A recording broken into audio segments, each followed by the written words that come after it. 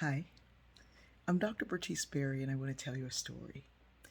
Every family or group of friends, close friends, has what I call punchline stories. The punchline is the final element of a joke or story that reveals some ingredient that's necessary and ties the whole thing together. It's the telling of that thing. And often we think of the punchline only as a joke, but stories have a punchline. When we were growing up, if my mother was watching her favorite Columbo or one of those mysteries, and we would get loud in the background, she'd go, "Be quiet! You're gonna make me miss the punchline." Like, this is not a comedy, but she explained that punchlines also happen in regular stories, to which we would laugh and say, "You've seen every one of these episodes at least 100 times." Now my children say the same thing to me. We all have those stories common in our family where we can just say the last line and everyone knows the whole story. You know what you're referring to. And even if outsiders are there, they're like, "What?" They're like, "Oh, it's a family story. Oh." And one of those stories in my family is everything in the air. And it's the punchline of a story that my sister Tia told when she came home from college. There was a woman who always had her hand up, and she was a non-traditional student at a time when there weren't many non-traditional students, and she always had something. Somehow the story, whatever the professor was teaching, was about her. Somehow it was always about her.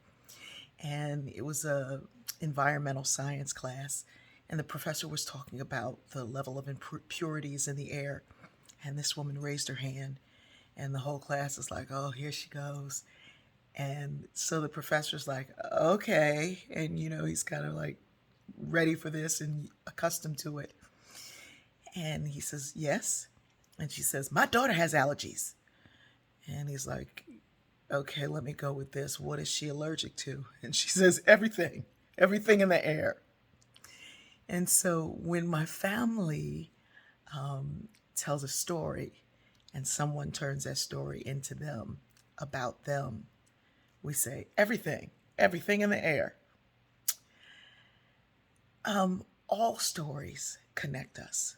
We are wired for narrative. The purpose of story being the original form of teaching is that it allows the listener to find the points of connection for them. Because the greatest form or level of diversity is not how we look, how we vote, our religion. Our greatest diversity is how we process information. And every day you can read the comments in these stories and people pick up different things from them. But they pick up something. It allows them, story allows them and us all to connect in a way that we find our own story and bring that story forth, the story that is ours. But if we listen to refute, you don't get a chance to connect. If you're listening always to say, "That's not true," you can't hear your point of connection where your lesson comes forth. And if you're listening to center, you can't hear the point of the story where your lesson comes through. And centering, while connecting is real, centering is this thing that happens when people take over someone else's story. And very often they will have to refute the other story and then take over. They put themselves in the center of someone else's story rather than hearing the points of connection. Recently, I shared a story that was difficult to tell, and a man shared a story that came up for him, the connecting story, and he kept apologizing that my story is not as bad as your story. My story is not as difficult as your story. I said, "It truly is. But the point of this is not a comparison. No one wants to have the worst story. The point is the connection, and your story helps me see even the depths of my story. His sharing his story back reflected for me the depths and the connectedness that we all have in this human experience.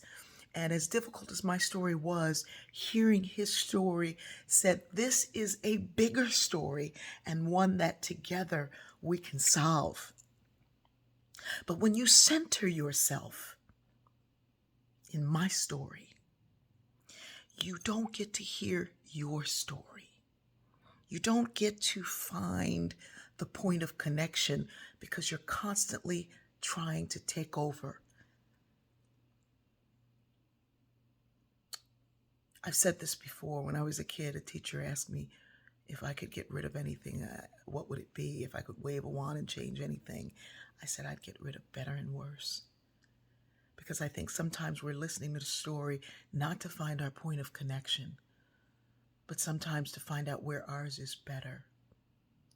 Where our story, what I went through was worse than you, what my story is better than yours. We're trying to win even through story, and the point of story is always to connect.